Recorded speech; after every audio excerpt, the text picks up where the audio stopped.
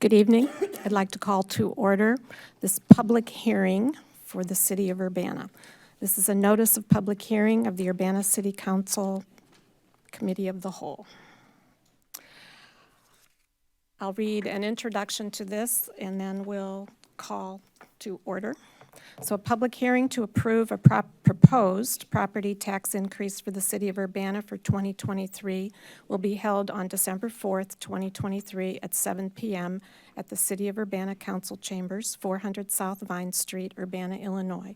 Any person desiring to appear at the public hearing or present testimony to the taxing district may contact Darcy E. Sandifer, City Clerk, 400 South Vine, Urbana, Illinois, at 217-384-2362.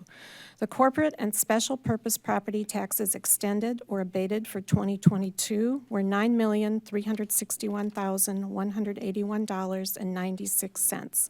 The proposed corporate and special service property taxes to be levied for 2023 are $10,265,792. This represents a 9.66% increase over the previous year. This tax levy is based on a preliminary estimate of property assessments. The levy will be reduced to maintain the city's current tax rate of 1.3499 once our final assessments are known. The owner of a home valued at $170,000 in Urbana will pay a total of $684 in property taxes to city government. The property taxes extended for debt service and public building commission leases for 2022 were $0. The estimated property taxes to be levied for debt service and public building commission leases for 2023 are $0.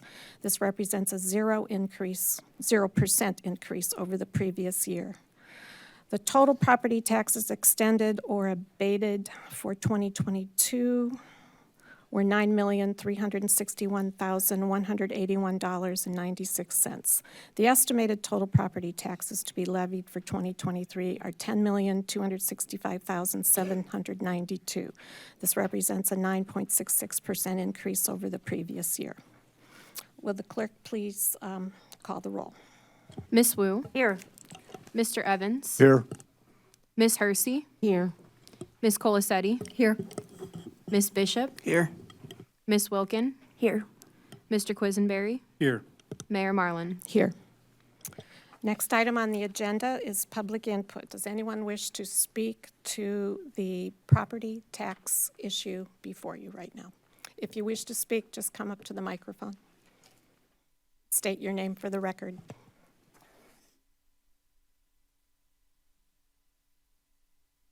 Hi, my name is Stephen Maguire. I mainly have some questions, which I hope might be clarified, as well as, I guess, options. But I mainly, my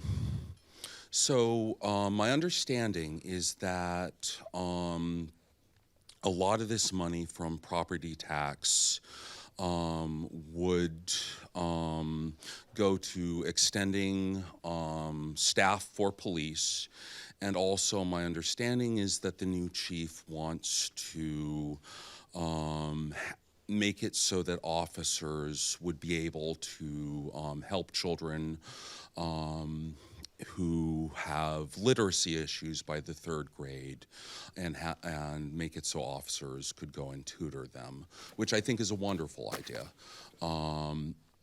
Some questions. One, the property tax increase, how much of that is going to extending, adding extra officers?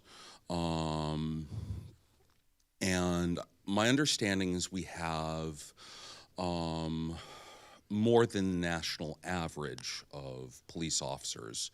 I'm curious, what is, how many officers are working long overtime shifts versus how many are, since I think we have 22 officers patrolling, I don't know, are you the new chief? Sure. I believe we have 22 officers patrolling and a lot of people who have necessary jobs behind desks but not patrol, and that perhaps some of that could be mitigated by taking some people who are on desk duty, so to speak, and having them aid in patrol so that not as many officers are doing overtime. Also, with the proposed literacy program, I think this is a great idea. I'm curious about how many hours each officer would be spending with the children, because the more hours I think is the better, because that creates community involvement, positive community involvement between police and people. At the same time, if this money, since I notice it's from the property tax, and that oftentimes goes to education, if that's being pulled from educational spending, that I don't know whether schools would be in need of that money, and so perhaps the money for officers helping with literacy could be achieved through grants or other means. Also, my understanding is that crime has gone down, but at the same time, there is going to be, all throughout the nation, there's an increase in cost of living, housing, et cetera. And so what are we doing to mitigate those causes? In that we will need, on one hand, programs and whatnot to mitigate those causes. At the same time, we may need an increase of officers, because the officers doing their job patrolling may see an increase in crime due to the increase in cost of living and other mitigating factors. And so my main purpose here is to find out information on that. And thank you, I yield. Thank you. Does anyone else wish to address the council at this time on the property tax issue?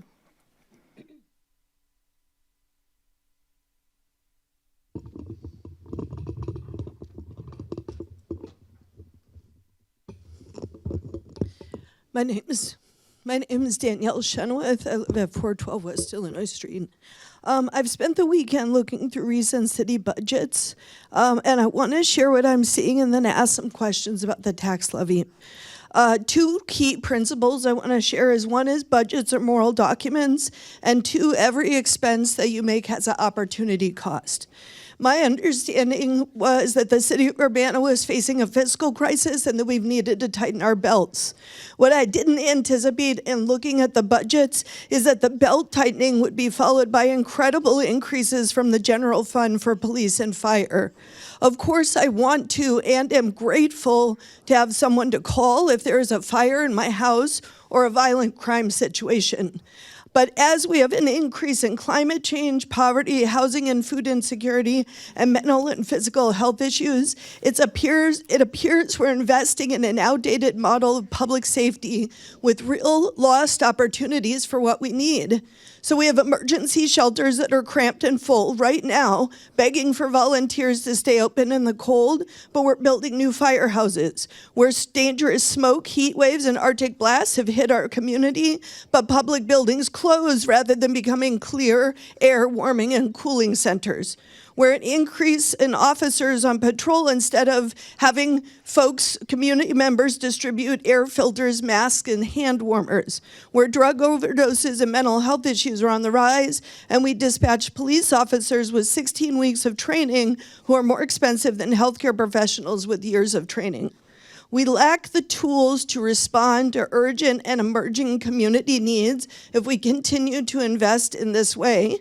In this model of public safety that's outdated, if we follow it, there's nothing else left for us to build what we need. What I see is $12 million in new fire stations, plus inflation and the cost of loan closer to $22 million. By contrast, the Urbana Free Library costs $6 million from the city, just to give perspective. And that was a while ago, but inflation isn't that bad. $1.34 million in police bonuses, starting with $606,000 last year.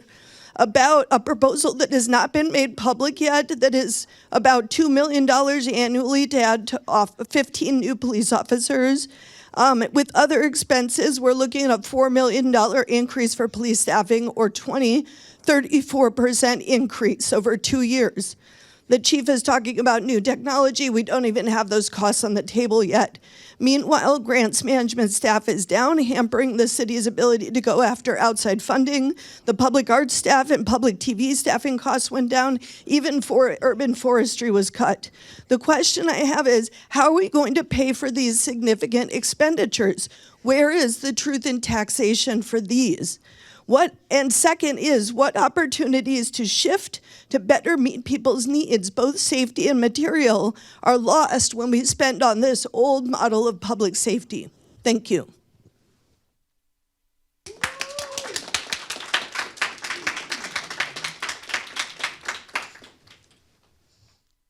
I wanted to briefly comment on the tax rate increase, or the increase, the revenue increase, because there was some confusion. People thought, oh, maybe the tax rate has increased. But as the mayor pointed out, it has not. And as I understand it, what has happened, and I think this is across the nation, but especially in Urbana, is that the cost of housing has increased a lot. So especially rent has gone up by at least 10%, that I can see. It seems like it's a lot more expensive to buy a new house or to rent an apartment than it was just a few years ago. So what we're seeing is that the value of houses as they're sold is costing more, and so it's just more expensive to live in the town, which has the same impact on our community members. So I think being careful with understanding that, yes, it seems like kind of a windfall for the city, like, oh, great, there's more revenue, but this money is actually coming out of, community members, just as the same as if we'd raised the rates, because it's more expensive to get housing. And in a town that has a lot of rent burden, this means that people are going to need support with housing. So that's all I want to say. I won't take too much time. Thank you.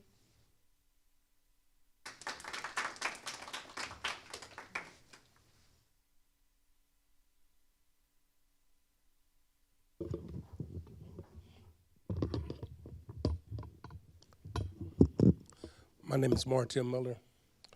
I work for Cunningham Township. I'm the homeless. Is the mic on? Okay. I'm the homeless outreach for the whole county. I do a lot of my riding through Urbana. Urbana's got homeless people, mental health. People need mental health. It's just so much. I look where the money could be spent. The police is supposed to protect and serve, but I don't think Urbana needs more officers, because you get more officers, it'll be more patrolling, and they have to find something to do. Your numbers are already up on minorities in both cities, Champaign and Urbana. Stops on minorities still up. We've been dealing with that for years in Urbana. And I had an incident that I happened to see a few weeks ago, was a fight on a school bus. How many officers do you think showed up for that school bus? It was 7 officers, and I think it was 1 detective car. We're talking 8 officers for 2 10-year-olds fight. So, to me, there's police. It's enough police. If you can send 8 officers to to an elementary school fight on the bus. That means the officers just looking for something to do. I'm a person to serve, and serving the person is giving them what they need. Around here, housing is outrageous. 1 bedroom, $900. A person on Social Security only get $970. There's no place for them to really go. You can't police yourself out of poverty, but you definitely can put programs and things in to help people that need a helping hand. To put $2 million into the police department, which I feel is way too much money. Put $2 million in the community. You get more for your buck. You can stop people from being homeless. You can, me having the officers come reading a book to me, I was illiterate for 43 years. I don't think that would work for me. I need a professional teacher, a speech therapist, something, spend some money on like that. But a police coming to read me a book, I don't think I would grasp to that. You know, let's spend our money wisely in a banner for service, for programs, and dealing with, we have a drug problem. Let's get a place for drug treatment. There's not enough rooms for drug treatment, because I try to get people in drug treatment. I had to drive them all the way. I sent one person to Chicago, took a couple people to Peoria. We could spend money on that. Shelters. We got a shelter that's filled up every night. Atlanta got their own homeless over here. We can have a mini shelter. We can have a shelter to hold 20. That'll take the pressure off of Champaign. Because they taking in y'all people that's homeless in Atlanta over in their shelter. We can afford a shelter. $2 million for a small shelter probably costs you $400,000. You're taking care of people. And crime is down. That's all over the United States. Violent crime is going down. We had a thing with gun violence. But you can fix gun violence by education, by programs, dealing with the problem. You can't arrest yourself out of problem. We tried that in the 90s. It did not work. Thank you.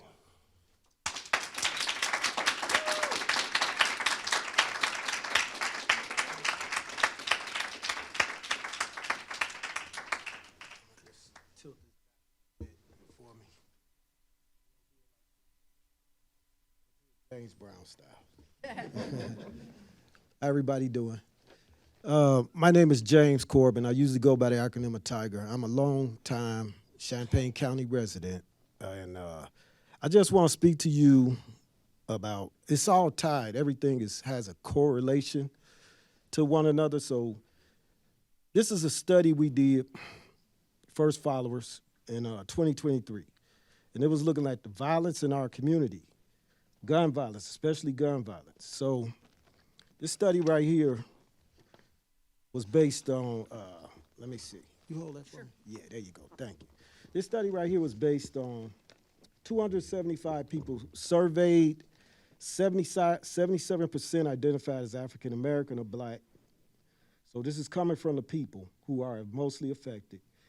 And mostly women. 62% were, mainly women. So this is big. So some of the top causes of violence, because violence is a effect. Can be a cause, but it's an effect of poverty. Number one was poverty.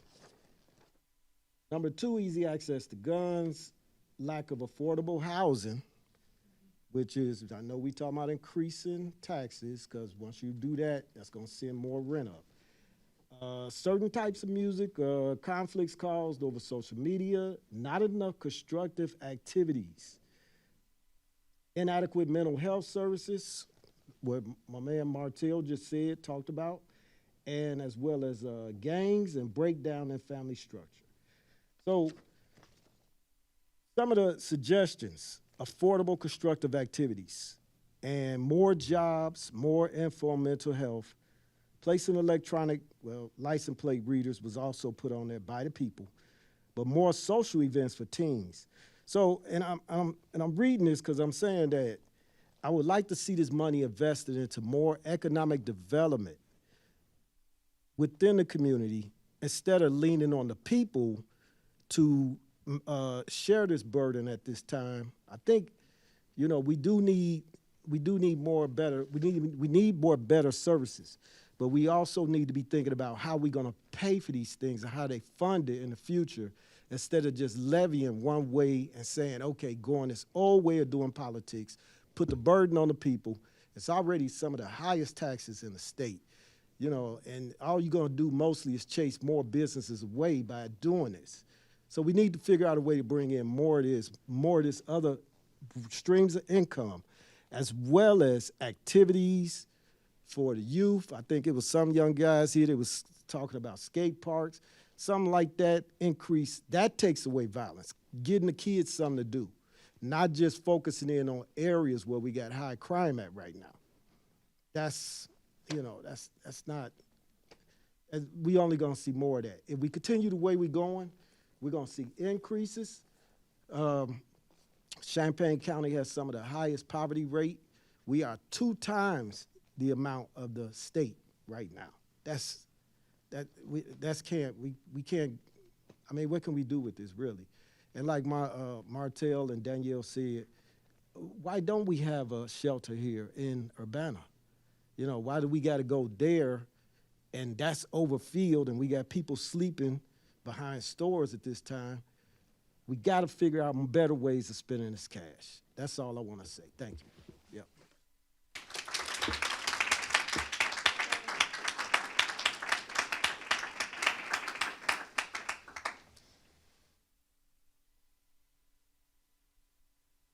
My name's Chris Elli, and generally I support taxes, and generally I support property tax. I think it's one of the more progressive ways that we can raise funds and levy a tax.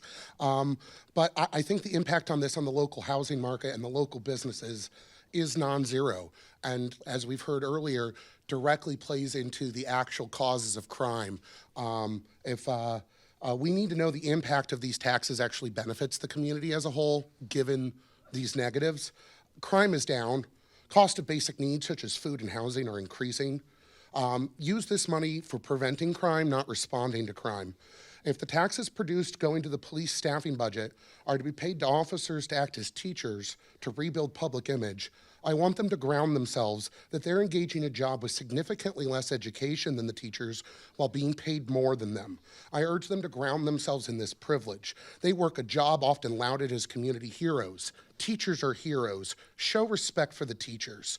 We need other programs. I have to trust you'll levy and raise this money regardless of objections. So I urge you to find better ways to spend it. Even inside the police budget, earmark these funds for real mental health workers that are not armed to respond to wellness checks. Chief, this is a program that is being used by other chiefs around this country. If you would like to be progressive in this community, please find a way for mental health checks to not involve armed officers. That is something you could do with this money, and I beg you to do it. Finally, metrics for success. If we increase patrols and focus those on high crime areas, we will generate more interactions, largely with people of color and the poor. This circular reasoning cannot be used to argue patrols were needed or that staffing was needed. That has to be rejected. It is fallacious. Develop real metrics for success and hold the police accountable.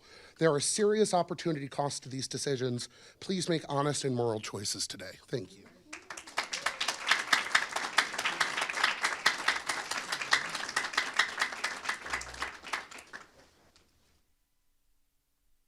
I have a procedural question. Is there going to be public comment for the committee of the whole hearing, or is this, okay, so that'll be separate Yes, from? this is specifically for the property tax Okay, thank you. levy. And yes, there will be public comment at the next meeting, which is the committee of the whole.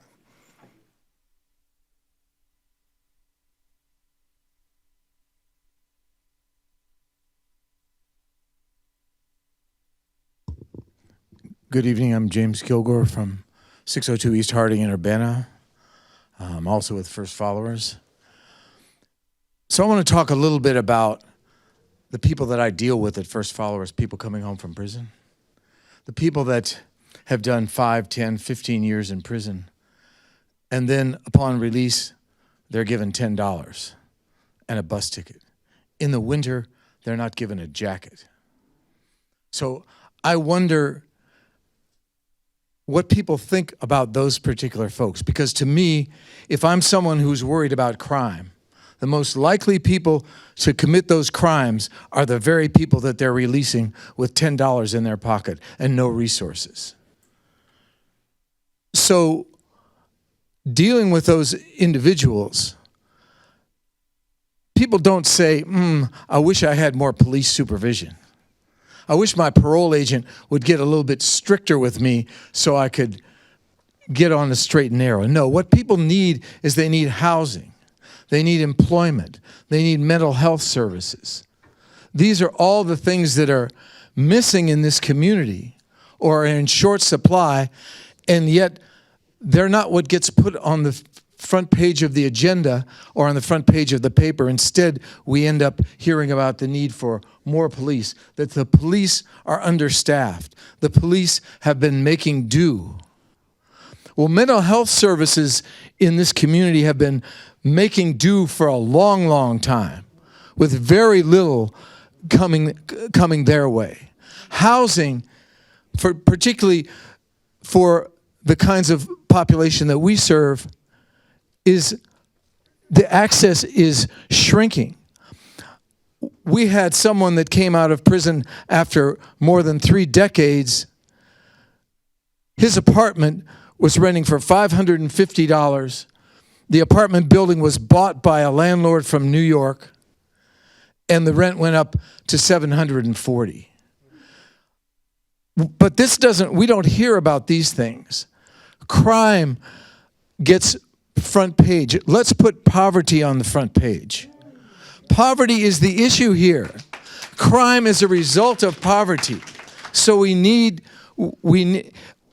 in the study that Tiger talked about before, when we asked, what's the solution to crime and violence? What solution was not there? More police.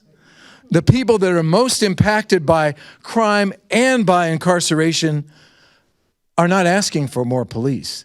They're asking for the kinds of social services that the speakers that came before me have listed. So I hope the City Council will shift that paradigm and shift the emphasis from crime to poverty, from crime to dealing with structural racism, because these are the core issues that are underlying the crime. And until those are dealt with, we're going to be coming back here year after year, faced with proposals to have more police, and that's not what we need. Thank you.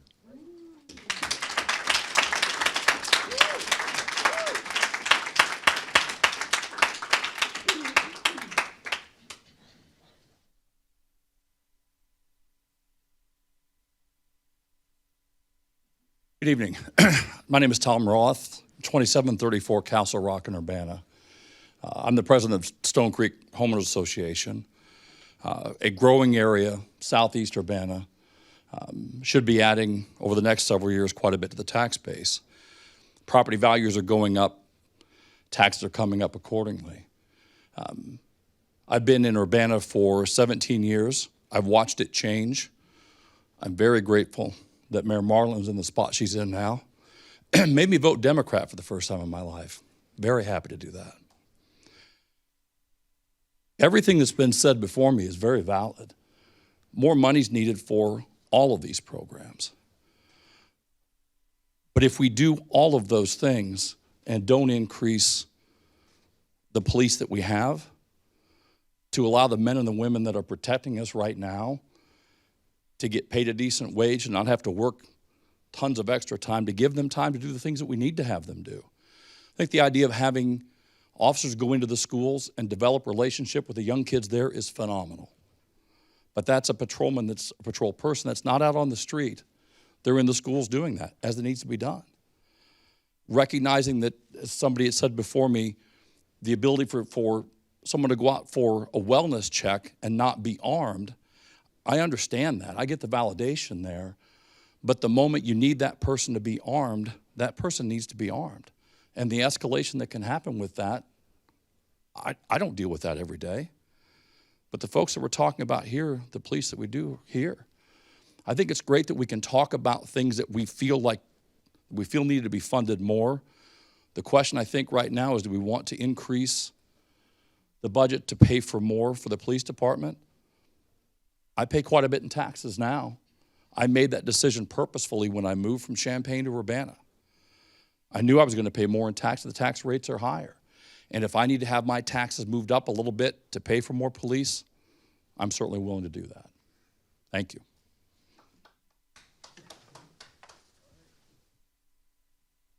Call the police when they need them. Nice non sequitur.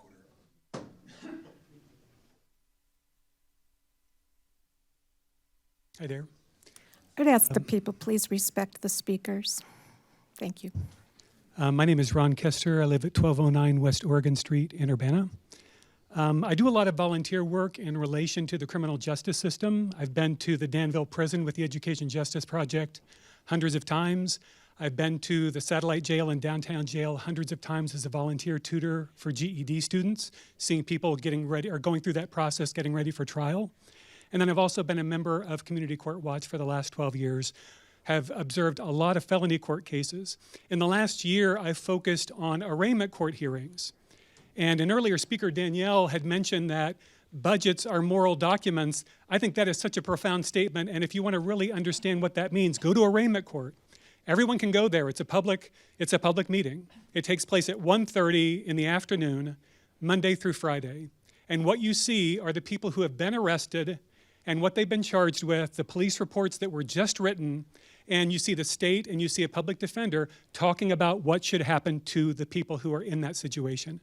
So you see the criminal justice system where it has a real impact on people's lives, not just in terms of what's happening in the court, but what's happening to their families, somewhere else. What's happening to their co-workers somewhere else. What's happening to the whole system to engage in this sort of stuff week after week in a reliable way.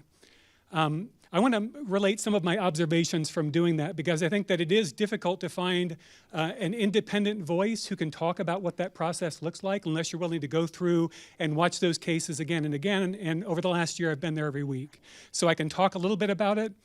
And I can tell you that if we could address 3 kinds of problems in the community, then the criminal justice system would have about 2/3 fewer cases in front of it. All right? The first kind of a case that shows up all the time is failure to appear. Somebody failed to appear at a court hearing, and the next time they show up, they're at the jail. And the judge says, okay, I'm going to let you go, but you have to appear. Here's your new date. They don't talk about what the excuse was. They don't go into any of that. They just said it was wrong, and you have to appear. All right, so what I'm aware of is it's a police officer who's going to somebody's residence. It's a police officer going to somebody's place of business, putting them in a car, going to the jail, going through all that process so that a judge can say, you really have to appear, and then release them again. An extraordinary waste of resources, especially since the circuit clerk could easily have a person on a phone saying, you need to be at court today. Here's the courtroom, here's when to appear. And I know that process, we've talked about it before, so it feels to me like there's a broken workflow, like this is a problem that was solved at one point, and now it's not. So you can go to arraignment court and you can see 5 people at the jail all get the exact same thing from the judge. You got to appear at your hearings and then they release them. Okay, and I approve of releasing them. I don't think we should hold them in jail and use space for people who don't have a calendar or don't know how to use it. Right? There's lots of reasons why people don't know how to use a calendar effectively or why they can't get from one point in town to another point in town, especially when you're going to court. Right? It's a very pressurized situation. So that feels to me like a problem that could be solved with far fewer resources than hiring police officers to do that kind of work. The second kind of a case that shows up is a much more difficult case. It's mental illness. Mental illness ties up a huge amount of resource, and if you want to know what the most dismal story in Urbana will be every year, go follow a case of somebody who got tangled up with the criminal justice system who has a profound problem with mental illness. Because the jail is not where they need to be. A courtroom, a standard courtroom is not where they need to be. The kind of housing that's provided by the system when it's a criminal justice system, whether it's the local jail or it's the prison, none of those places fits what that person needs. And oftentimes it's something like they were off their meds. It's something where they've already identified this person as somebody who's been brushing against the criminal justice system many times, so it's a known problem. And the police are very important at that moment to separate people who are in conflict with each other. I'm not going to dispute that. But the idea that the police are going to be involved in any way after that initial moment of contact, it's just wrong. Right? That's not the way it works. And the stories about somebody who has profound mental illness who are in the jail for a full year, that's just a horror story, right? When you read the police reports and the correctional officer reports about what it's like. The third kind of a case is the most difficult case, domestic violence cases. Just a heads up, you have 30 seconds. Domestic violence cases, again, you want the police there to separate parties. You want the police there to enforce no contact orders. But after that, the police have no role to play. They have no role to play. So when you look at these three kinds of cases, some of them very simple seeming to solve and some of them very difficult to solve, but all of them recognizable, you know that the policing is not the solution. Thank you. Thank you.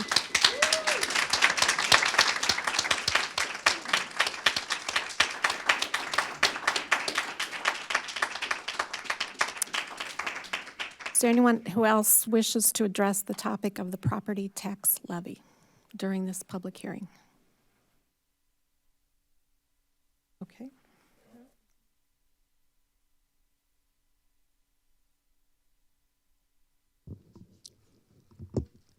As a taxpayer in Could this you community, please my name excuse- is Marina Manetti.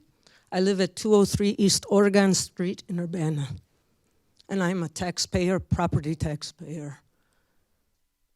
And I feel indicted by all of this. The finger is pointing to me because I support what's going on here. And I'm hoping you all choose wisely. Every person outside of my house is part of my responsibility. If I'm warm and fine in my house and someone's freezing outside or at the risk of not having a roof over their shoulder with children on their hands, or a person who might be harassing them and they can't get away from them because they have no shelter, and I'm not opening my door, I paid my taxes for this mess. I'm indicted. And insofar as I'm paying my taxes to the US government, I'm indicted for what's happening overseas. And I want representation because I know I am indicted. And it's very hard to go about my business and sleep well when I know what's going on outside my door is intolerable. These issues of mental illness, trauma breeds trauma and more trauma. And if you think that more guns are going to fix things or faster paced technology is going to get us to the hero winning and the villain obliterated, I'm not going to swallow that Hollywood garbage. It's nothing but propaganda. Thank you.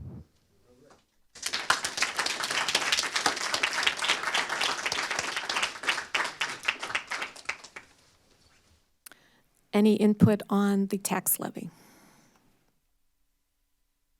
Okay, well,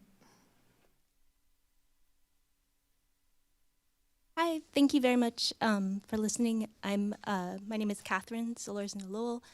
I'm currently living in one of the couch co-ops in the area, and I'm actually on the board of the couch co-op, but I'm speaking only on behalf of myself, of course.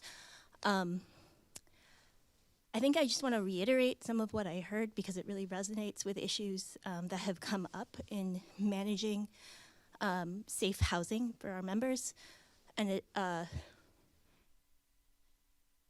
first I want to speak to the issue of mental illness. There aren't enough resources to address mental illness, and the labor of that falls onto people's friends, family, housemates.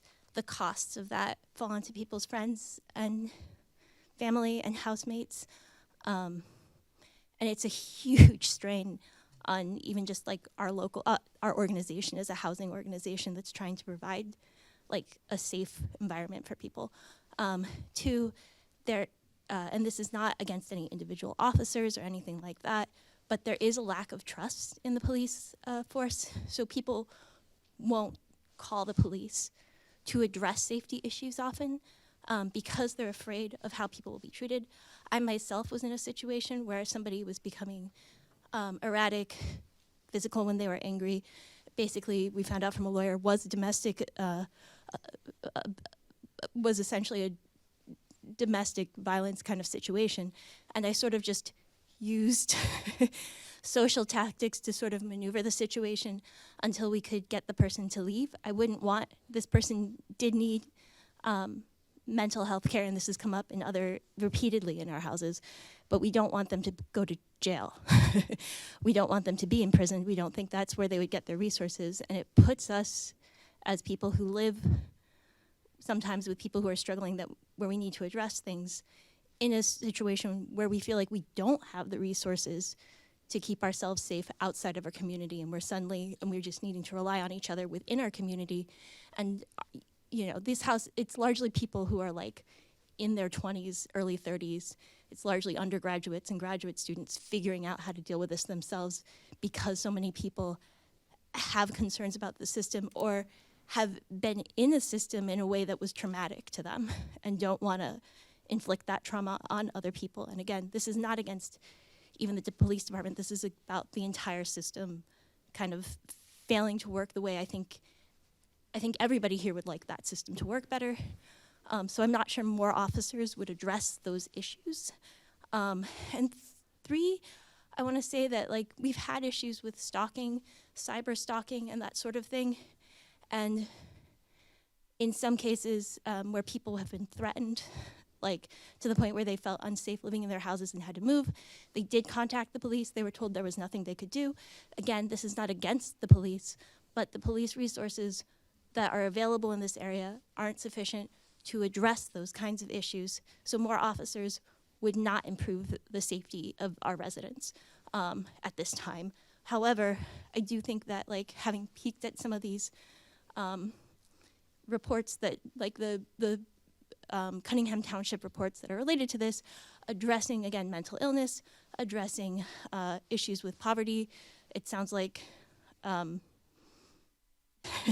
access to better resources, to like just people being able to meet their fundamental needs, access those medications that we were talking about, access health services, would make a huge improvement.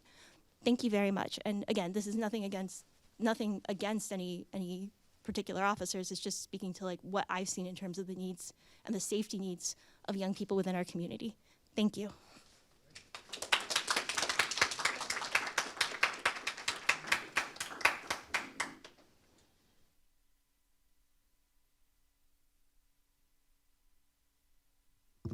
Hi, my name is Max. I also live Could you state your last name, please? Max Yu. I also live in a housing cooperative, and I think that so many people here have given so many good reasons as to why this extra budget from the property tax, whether it's here or not, should be passed toward things that actually support our community, such as more shelters for homeless people, better mental health care, more resources for people that need it the most. But I'd also like to just say what I think like will happen if there is an increase in policing, and what like drives this like mistrust in the community, which we have seen as community members have given input on the fear they feel when there is a traffic stop, the anxiety they have, how it impacts them psychologically. And I think that because police are they are a system that has like the ability to inflict violence on people, that makes it so that they are not the best option for the vast majority of these like smaller mental health issues, of these petty crimes, where de-escalation is so much more readily an option, and that police are trained to escalate. Police are trained to see people as potentially dangerous, even if they are most of the time rather just needing shelter or needing food or anything else. And I think that when we increase policing, when we put more of these armed bodies in like more poor neighborhoods and these higher density people of color, this does not keep them safe. This does not keep anyone safe, really. All it does is increase the amount that people will fear the police, that will have like minor things be tracked, and will make the experience worse for everyone. Thank you.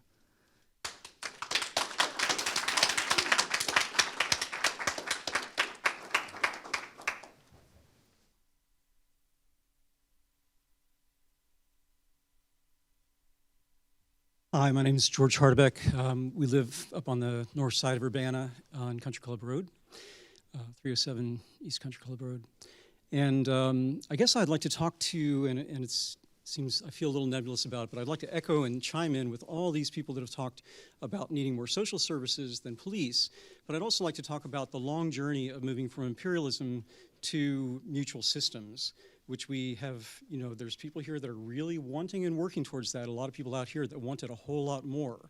And, and imperialism started with hoarding grain, then gold, being protected by people who had weapons to get people to go along with what they were threatening, and that, that kind of violence and threat. And so setting up more police is kind of more in line with that kind of a situation. Instead of listening to the people and being part of the people and being public servants. So what we need more of are opportunities for people to come together and really listen to the people who are their servants, and have those servants account to them in a very personal way and hear their pain in a very personal way. And then have them maybe get their bonuses out of votes from the people, which would be a much more mutual approach, to determine whether they deserve those bonuses this year. So that we're really giving an accountability to the money that we're putting forward to the people who are public servants, so that they're really being servants. Thank you.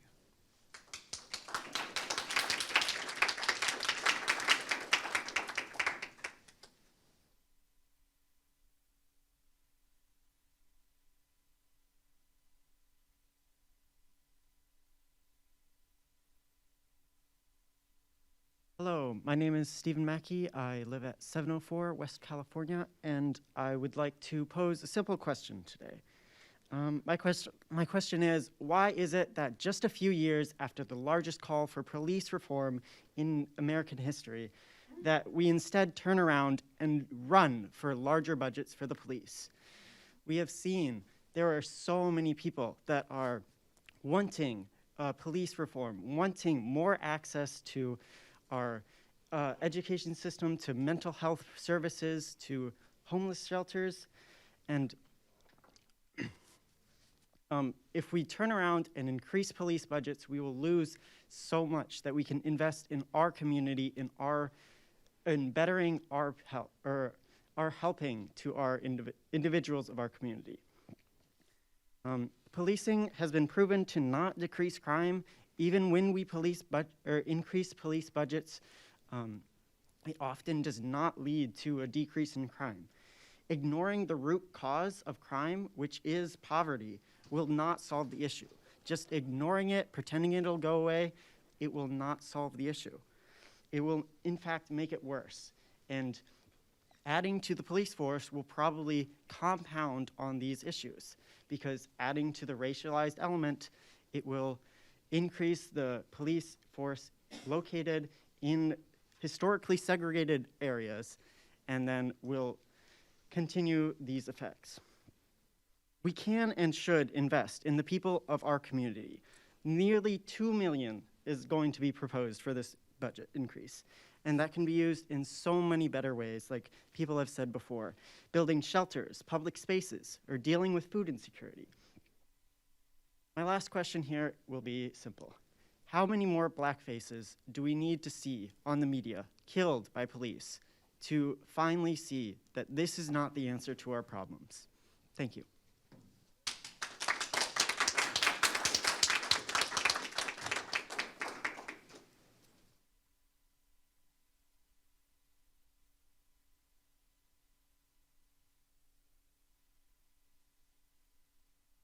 How you doing, Chief? Welcome. My name's Tony Comtois. I'm a community outreach worker in this area. I moved here 17 years ago. I became homeless by choice. I came here because of the resources in this community, and I know some of those resources have gone away, and that's sad to see, but I believe it's part of it. But I've since become a homeowner. I've chose Urbana as my community to live in. I bought a house. And I don't know about where the money goes for more law enforcement or this and that. And I struggle with what people call like gun control. We need more cops to control guns and this and that. I mean, I'm a convicted felon, ex-criminal myself, and like we don't pay attention to very many rules. I am a community outreach worker. I'm out there on the street. The reason I'm here today is because I came here to talk to the police department about a current homeless situation that's going on, and I saw the meeting was going on. I do believe, from what I've seen in Urbana, is there's not a lot of cops here. I've seen other communities with way more cops. Everybody says shelter, shelter, shelter this. I'm a shelter guy. Okay. Right now, they're trying to do something in Urbana. There's some people trying to do something in Urbana. And part of the problem is when everybody screams, we want a shelter, then nobody wants it in their backyard. My challenge to the community is this. I have an empty bedroom in my house. I've had 3 homeless guys live with me. If you really care about homelessness, I don't think shelter's the answer. Go over to Champaign and see what's going on over there and look at the mess that's going on over there. It's a one-on-one thing. Build a relationship with a homeless person. Move them into your house. Get a little uncomfortable. Quit putting it all on the government. It's our job as people to help people. Everybody wants to complain about all the government issues. You know, take some ownership. I believe I'm a guy that used to wrestle with these guys all the time. And I believe most of that was brought on by my behavior. You know, I believe law enforcement's good. You know, I don't mind when a cop rides by my house. I'm getting ready to move to the back bedroom in my house because there's been shootings in my area and I don't want a bullet coming through my bedroom. Why can't I occupy the front bedroom of my house? You know, it's not right. I'm just as unsafe in my own home in Urbana as I was in that shelter in Champaign in 06. You know, so I don't know about the whole law enforcement thing. I believe everybody needs a little bit more money. Spread it around evenly. But I challenge the community to engage with the homeless people instead of dumping it all on the government. What are we doing? What are we doing to make changes in our community? So, yeah, then they raise your taxes.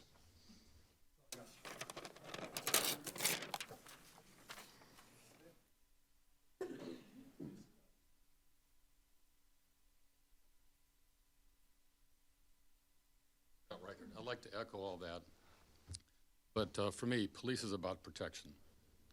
I don't feel as safe as I did 30 years ago, even 5 years ago. So I hope you'll vote for more officers. I know I'm in a minority here, but I hope you do.